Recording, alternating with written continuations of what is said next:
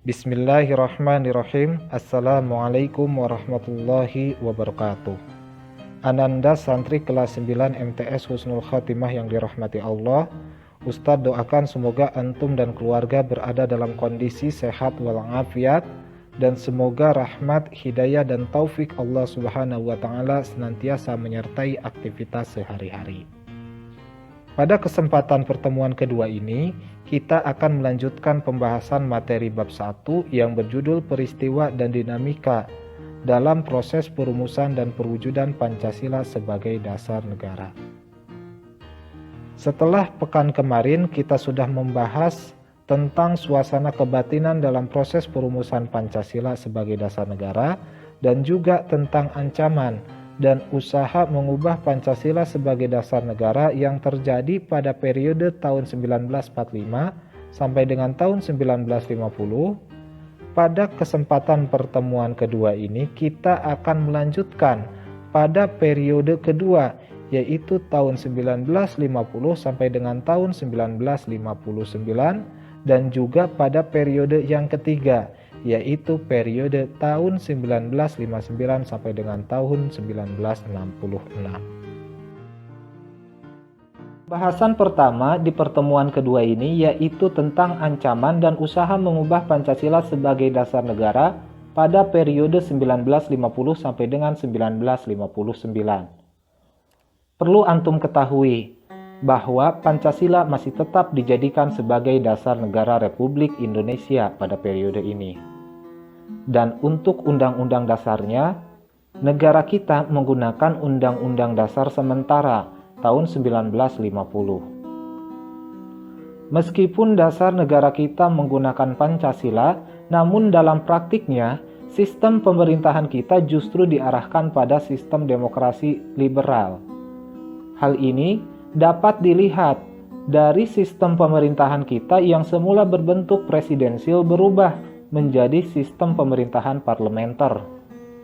Yang mana sistem pemerintahan parlementer itu menggambarkan tentang pembagian kekuasaan negara. Yang semula jika di presidensil, presiden itu bertindak sebagai kepala negara dan kepala pemerintahan, namun dalam sistem parlementer, presiden itu hanya bertindak sebagai kepala negara saja. Sementara untuk kepala pemerintahannya itu dipegang oleh Perdana Menteri dan Perdana Menteri dipilih oleh parlemen. Makanya disebut sistem pemerintahan parlementer. Demokrasi liberal yang diterapkan di Indonesia ini nyata-nyata bertentangan dengan nilai-nilai yang terkandung di dalam Pancasila. Di mana jika dalam Pancasila mengajarkan bahwa dalam mekanisme pengambilan keputusan itu dilaksanakan melalui proses musyawarah mufakat. Sementara di dalam demokrasi liberal, pengambilan keputusan itu didasarkan kepada jumlah suara terbanyak yang diperoleh melalui mekanisme voting. Di samping itu pula, dengan adanya demokrasi liberal yang terjadi di Indonesia pada masa itu, maka ruang kebebasan warga negara untuk berpartisipasi aktif di dalam kegiatan politik semakin terbuka lebar. Hal ini ditandai dengan bermunculannya partai-partai yang memiliki latar belakang ideologi, budaya, agama yang berbeda-beda. Pada tahun 1955, negara Republik Indonesia untuk pertama kalinya mengadakan pemilu, di mana pemilu ini diikuti oleh 172 partai. Dan tujuan diselenggarakannya pemilu tahun 1955 adalah untuk memilih anggota DPR dan juga anggota konstituante. Yang harus antum ketahui, konstituante adalah sebuah lembaga negara yang punya wewenang untuk membentuk undang-undang dasar yang sifatnya tetap. Karena kita tahu tadi di awal, pada periode ini, Undang-Undang Dasar yang diterapkan di Indonesia adalah Undang-Undang Dasar sementara tahun 1950. Dalam perjalanannya, ternyata demokrasi liberal itu tidak cocok dengan kehidupan dan budaya masyarakat Indonesia yang pluralistik, yang sangat beragam. Sebab apa? di sana justru malah memperlebar jurang perbedaan yang terjadi di tengah-tengah masyarakat Indonesia. Sehingga apa? Yang ada adalah adanya sikap ingin menonjolkan latar belakang baik itu agama, budaya, ideologi, kepentingan politik dari masing-masing. Sehingga sistem demokrasi liberal di Indonesia ini justru menimbulkan kekacauan. Dengan adanya sistem demokrasi liberal, maka di Indonesia terjadi krisis politik. Krisis politik ini ditandai dengan adanya sikap dari DPR maupun konstituante yang cenderung mementingkan kepentingan kelompoknya. Semisal, anggota DPR atau parlemen ketika dia tidak suka kepada sosok Perdana Menteri, maka dengan mudah dia akan mengeluarkan mosi tidak percaya kepada Perdana Menteri, sehingga dengan mudah Perdana Menteri itu diganti, yang pada akibatnya akan menghambat program pembangunan yang sudah direncanakan oleh pemerintah. Selain krisis politik, juga terjadi krisis ekonomi dan juga krisis sosial. Untuk anggota konstituante sendiri pada periode itu sama seperti anggota DPR. Mereka lebih mementingkan kepentingan kelompoknya sendiri, tidak memikirkan bangsa yang lebih besar. Sehingga undang-undang dasar yang seharusnya segera terbentuk dalam jangka waktu kurang lebih 4 tahun, itu tidak kunjung selesai mereka buat. Yang pada akhirnya akibat dari krisis yang terjadi di berbagai sektor tersebut justru menimbulkan banyak pemberontakan-pemberontakan.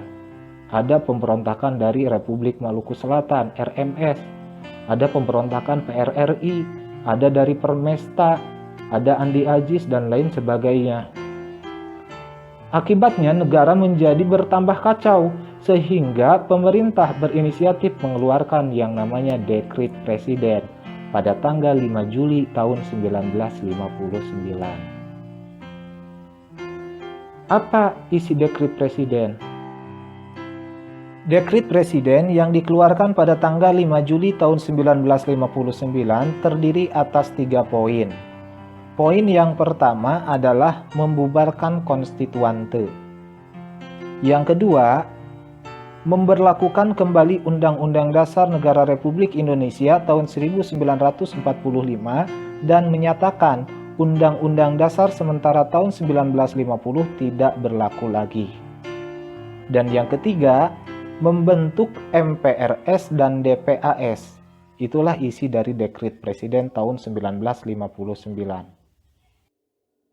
Setelah dikeluarkannya Dekret Presiden pada tahun 1959, ini menandakan bahwa negara Republik Indonesia telah memasuki era baru, era yang dikenal dengan sebutan demokrasi terpimpin.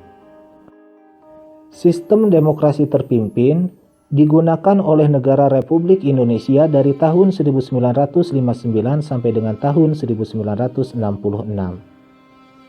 Di era ini, Insinyur Soekarno sebagai Presiden Republik Indonesia cenderung bersikap otoriter. Sehingga banyak kebijakan-kebijakan beliau yang dibuat tanpa mempertimbangkan masukan-masukan dari pihak lain. Sebagai contoh, beliau mengangkat dirinya sebagai presiden seumur hidup. Ini bertentangan dengan nilai-nilai Pancasila, karena Pancasila menggambarkan bahwa dalam setiap pengambilan keputusan harus berdasarkan musyawarah. Tapi presiden mengangkat dirinya sendiri sebagai presiden di negara ini tanpa memperhatikan nilai sila keempat tersebut. Ini jelas bertentangan dengan Pancasila. Walaupun pada masa itu, untuk masa jabatan presiden tidak dibatasi, apakah 5 tahun, 10 tahun, 15 tahun, atau berapa tahun pun negara kita melalui undang-undang dasarnya tidak membatasi. Namun dengan membuat kebijakan seperti itu menandakan bahwa presiden telah bertindak otoriter. Wujud keotoriteran lainnya adalah Insinyur Soekarno menuangkan ide gagasannya yang bernama Nasakom. Nasakom ini akronim dari nasionalis, agama, dan komunis. Sebagai dasar atau ajas dari lembaga-lembaga negara yang ada di tanah air ini. Pada bagian komunisme lah yang tidak sesuai dengan ajas Pancasila. sehingga ajaran Nasakom dianggap bertentangan dengan nilai-nilai Pancasila. Wujud keotoriteran lain dari Insinyur Soekarno adalah beliau mengeluarkan garis-garis besar haluan negara.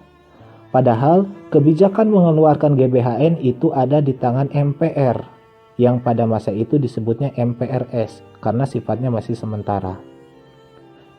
Contoh keotoriteran lain dari Insinyur Soekarno adalah beliau membentuk MPRS. Padahal MPRS itu adalah lembaga tertinggi negara, lebih tinggi dari presiden, tapi ini presiden yang membentuknya. Ini jelas bertentangan juga dengan nilai-nilai Pancasila dan Undang-Undang Dasar 45. Contoh lain adalah presiden membentuk DPR.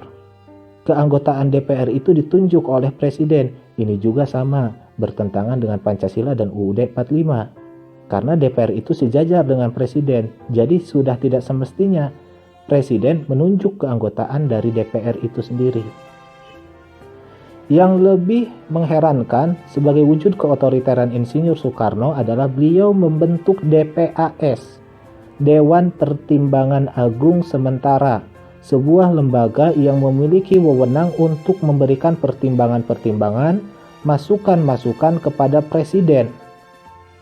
Yang membuat tidak sesuai dengan nilai-nilai Pancasila adalah DPAS yang dibentuk oleh presiden, diketuai oleh presiden sendiri. Padahal DPAS itu bertugas untuk memberikan pertimbangan masukan kepada presiden. Ini bertentangan juga dengan Pancasila dan UUD 45. Dalam hal lain, Presiden Soekarno juga melakukan politik konfrontasi terhadap Malaysia. Padahal dalam pembukaan UUD 45 telah disebutkan Indonesia akan ikut serta dalam menjaga ketertiban dunia yang berdasarkan kemerdekaan dan perdamaian abadi. Namun dengan adanya politik konfrontasi ini jelas bertentangan dengan Pancasila dan UUD 45. Dalam hal politik luar negeri, selain tadi politik konfrontasi terhadap Malaysia adalah Presiden Soekarno membuat poros baru di dunia, di mana poros-poros ini adalah sebuah poros yang saling bersaing antara satu sama lainnya. Poros yang dibentuk oleh Insinyur Soekarno diberi nama Poros Jakarta-Peking, yang malah memperlebar jurang pemisah, jurang perseteruan antara negara-negara di dunia. Dan yang terakhir, dalam hal politik luar negeri, Insinyur Soekarno menyatakan bahwa negara Republik Indonesia keluar dari keanggotaan Perserikatan Bangsa-Bangsa. Itulah wujud contoh-contoh keotoriteran Insinyur Soekarno di era demokrasi terpimpin. Namun walaupun tadi Ustadz sudah jelaskan beberapa contoh keotoriteran Insinyur Soekarno, itu bukan berarti kita harus antipati, kita harus anti terhadap Soekarno. Karena walau bagaimanapun Insinyur Soekarno adalah salah satu orang yang paling berjasa terhadap kemerdekaan negara Republik Indonesia. Banyak ide dan gagasannya yang masih relevan untuk digunakan oleh bangsa Indonesia hingga zaman sekarang. Dan yang terakhir, di era demokrasi terpimpin, negara Republik Indonesia menghadapi tantangan yang begitu besar. Tantangan yang berasal dari Partai Komunis Indonesia yang berusaha memberontak terhadap negara Republik Indonesia dan punya rencana mengubah ideologi negara kita yang tadinya Pancasila menjadi komunis. Demikianlah pembahasan kita di pertemuan kedua ini. Semoga bermanfaat bagi antum sekalian dalam menambah wawasan dan pengetahuan terkait dengan bagaimana dinamika dan peristiwa perwujudan Pancasila di negara kita. Sebelum menutup pembelajaran, Ustadz ingin mengutip sebuah ucapan yang disampaikan oleh Bung Karno. Bangsa yang besar adalah bangsa yang menghargai jasa pahlawannya. Jadi, jangan sekali-kali kita melupakan sejarah. Itulah ungkapan dari Bung Karno. Terima kasih. Billahi taufiq wal hidayah. Wassalamualaikum warahmatullahi wabarakatuh.